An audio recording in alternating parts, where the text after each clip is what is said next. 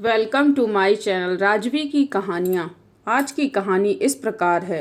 पुराने समय एक राजा हुए थे जिनका नाम था राजा भोज।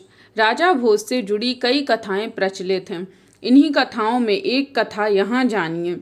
इस कथा में पुण्य को नश्वर चीज़ों से महान बताया गया है। ये है कथा। दिन भर काम में व्यस्त रहने के बाद गहरी नींद में सोए हुए थे। सपने में उन्हें एक दिव्य पुरुष के दर्शन हुए। भोज ने बड़ी विनम्रता से उनका परिचय पूछा। वे बोले, मैं सत्य हूँ। मैं तुम्हें तुम्हारी उपलब्धियों का वास्तविक रूप दिखाने आया हूँ। आओ मेरे साथ।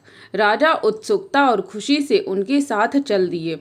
भोज खुद को बहुत बड़ा धर्मात्मा समझते थे।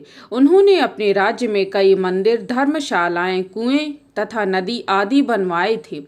उनके मन में इन कामों के लिए गर्व भी था। दिव्य पुरुष राजा भोज को उनके ही एक शानदार बगीचे में ले गए और बोले, तुम्हें इस बगीचे का बड़ा अभिमान है ना। फिर उन्होंने एक पेड़ छुआ और वह ठूंठ हो गया। एक एक करके सभी सुंदर फूलों से लदे वृक्षों को छूते गए और वे सब ठूंठ होते चले गए। इसके बाद वह उन्हें भोज के एक स्वर्ण जनित मंदिर के पास ले गए। भोज को वह मंदिर बहुत प्रिय था। दिव्य पुरुष ने जैसे ही उसे छुआ, वह लोहे की तरह काला हो गया और खंडहर की तरह गिरता चला गया। ये देखकर राजा के तो होश उड़ गए। वे दोनों उन सभी स्थानों पर गए जिन्हें राजा भोज ने चाव से बनवाया था। दिव्य पुरुष बोले, राजन, भ्रम में मत पड़ो। भौतिक वस्तुओं के आधार पर महानता नहीं आंकी जाती।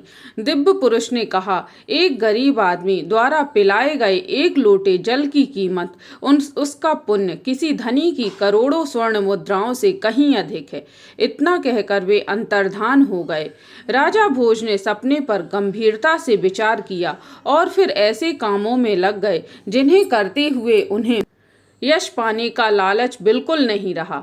इस कथा की सीख यही है कि भौतिक चीजें नश्वर हैं। इन पर गर्व करना सबसे बड़ी मूर्खता है।